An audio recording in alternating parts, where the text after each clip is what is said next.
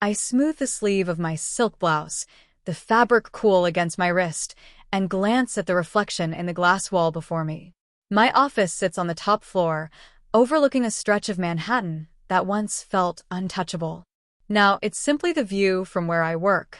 Outside the boardroom, I can hear the shuffle of expensive shoes and the low murmur of voices. They're waiting for me, waiting for my meeting to begin. The irony never escapes me. A few years ago, these were the same people who leaned across polished tables and cut me off mid-sentence. The same voices that told me to sit back, to wait my turn, to let the real decision-makers talk. Back then, my throat used to close up with a lump of shame every time I tried to speak. I'd lower my eyes to my notebook, pretending to scribble so they wouldn't see the heat in my cheeks. Now, my name is etched on the brass plaque outside the door. Charlotte Avery, CEO. My phone buzzes on the table, the vibration soft but insistent. A text flashes across the screen, and for a second, I freeze. It's a name I haven't seen in years, a name that drags me back to a memory I fought hard to bury. I inhale, steady, press my palm against the cool conference table, and smile. They refuse to let me speak once. In a few minutes, they'll be hanging on every word I say. I was 21 the first time they silenced me. It was a gray November evening in Boston, the kind where the cold seeps into your bones, and even the windows rattle with the wind.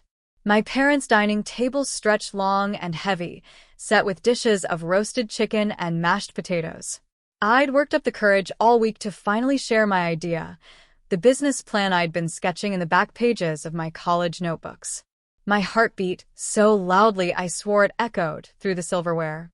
I've been thinking, I began, clearing my throat, about starting something of my own. A digital platform. The words were barely out when my father, Richard, laughed. It wasn't cruel in his mind, just dismissive, a chuckle between bites of chicken. Charlotte finished school first. You're not ready to run anything. My older brother, Daniel, smirked. Yeah, Char. Let the grown-ups handle the business talk. The sting was immediate.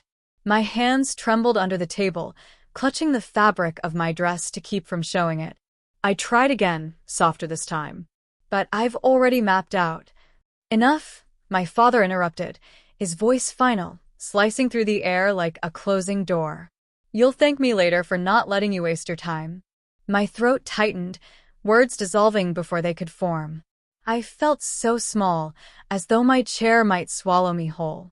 That night, while everyone lingered in the glow of the dining room, I slipped into the kitchen. My grandmother, Eleanor, stood by the sink, rinsing glasses. She'd always been quieter, gentler, but her eyes carried a strength the others overlooked. She dried her hands, reached into her cardigan pocket, and pulled out a delicate silver locket. This was mine, she whispered, fastening it around my neck. Whenever they silence you, remember this. Your voice is your inheritance. Don't let them take it. The locket was warm against my skin, pulsing almost, like it carried a heartbeat of its own. I clutched it that night as I lay in bed, tears drying on my pillow. And somewhere between exhaustion and heartbreak, a decision took root. If they wouldn't hear me at their table, I'd build a table of my own. The first table I built wasn't carved from oak or draped in white linens. It was a second-hand desk I bought off Craigslist, scratched along the edges, squeezed into a cramped studio apartment in Brooklyn. The radiator hissed more than it heated, and sometimes I worked in fingerless gloves, my breath visible in the winter air. But that desk was mine. My space. My voice. I started small.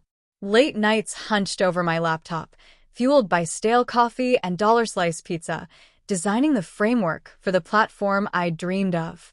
My bank account was thin, my confidence thinner, but the locket around my neck grounded me. When doubt crept in, and it often did, I'd grip it between my fingers until my heartbeat steadied. At first, every rejection felt like a brick on my chest. Investors dismissed me with the same patronizing smiles my family had worn. Ambitious, they'd say, but maybe you should partner with someone more experienced. Experienced always meant male. Older. Louder. Then came Gloria. She was a venture capitalist, sharp-eyed with silver streaks in her hair, and unlike the others, she listened. Really listened. After my pitch, instead of brushing me off, she leaned back, smiled, and said, "You've got grit, Charlotte. That's rarer than you think." Her mentorship became my lifeline. She pushed me to refine my model, sharpen my numbers, and toughen my skin. "They'll test you," she warned, "but don't ever apologize for being in the room." There were nights when I wanted to quit, when the server crashed for the third time, when the code refused to cooperate, when my student loan notices piled up like unwelcome guests. I'd curl on the floor beside my desk, tears slipping down my cheeks, whispering into the dark. Maybe they were right. Maybe I'm not enough. But then the small wins arrived. The first client who signed up for my platform. The first check that cleared and covered more than rent. The first time I woke to an email that read, "This changed my business. Thank you." Each victory was a stitch mending the tear in my confidence. I kept it quiet. When my parents called, I spoke in vague updates. "I'm busy with projects," I'd say.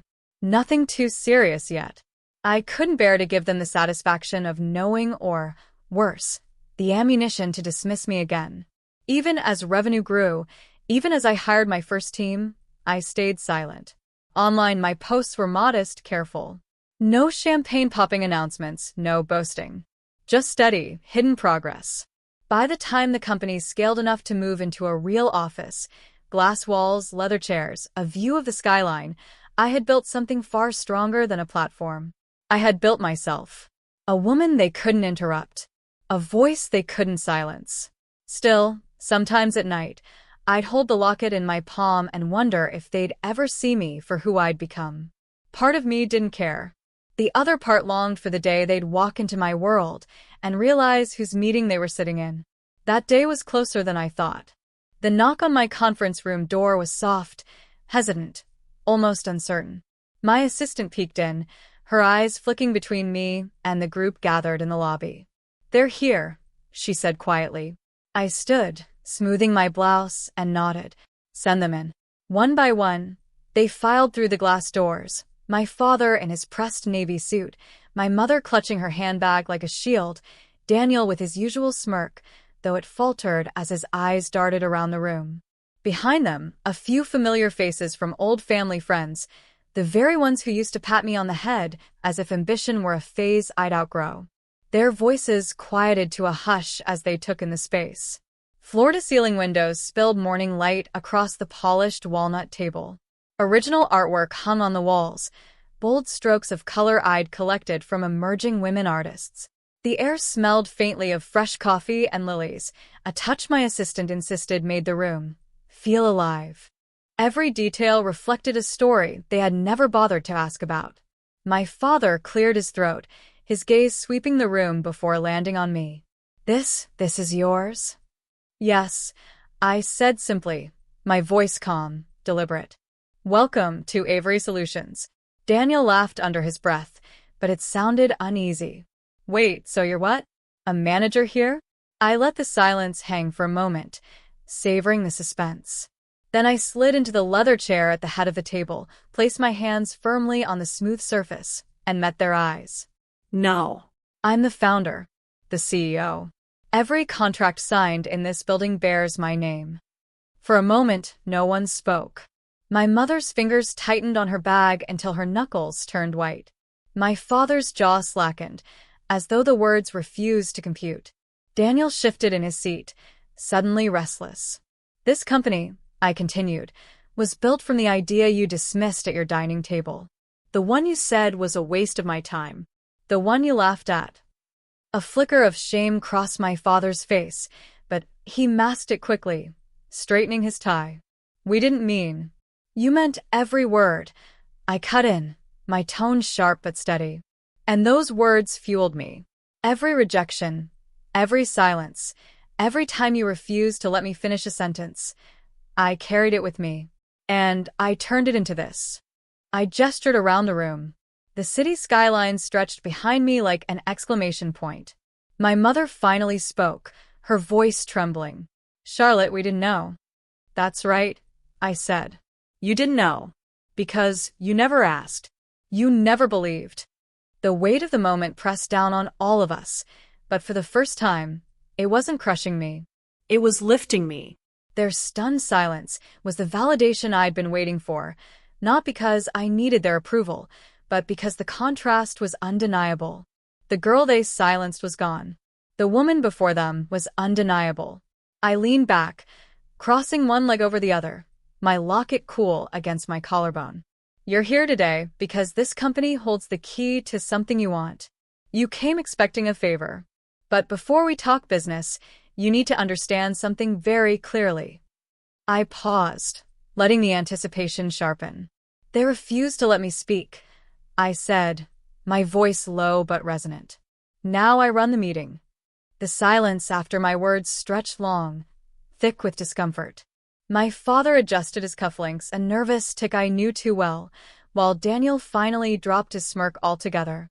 My mother's eyes darted to the locket at my neck, the same one she'd seen Eleanor wear decades ago. I leaned forward, my elbows resting lightly on the table. You came here because you need my company's partnership. Because without it, the deal you're chasing will fall apart. Isn't that right? My father's lips pressed into a thin line. We thought perhaps you could help. The irony nearly made me laugh. Help. As if I were still the little girl begging for a seat at the table. I can help, I said carefully, but only under certain conditions. Their eyes snapped to mine. For once, they were listening. Really listening. I started with Daniel. You've built a habit of tearing others down before they can even try. You do it to me, to your colleagues, to anyone who threatens your ego. If I'm going to sign on with you, that ends now. I want proof you're investing in people instead of dismissing them. Mentorship, training programs, opportunities for voices quieter than yours. Show me you can elevate someone besides yourself. Daniel bristled, about to argue, but my father shot him a warning look. He stayed quiet. Then I turned to my mother. Her hands clutched her bag tighter, but her gaze held mine. You've stood silent too long, watching the men around you speak for you, over you. I won't enter a deal if you continue that pattern. I want to see you take ownership of your role. Speak. Decide.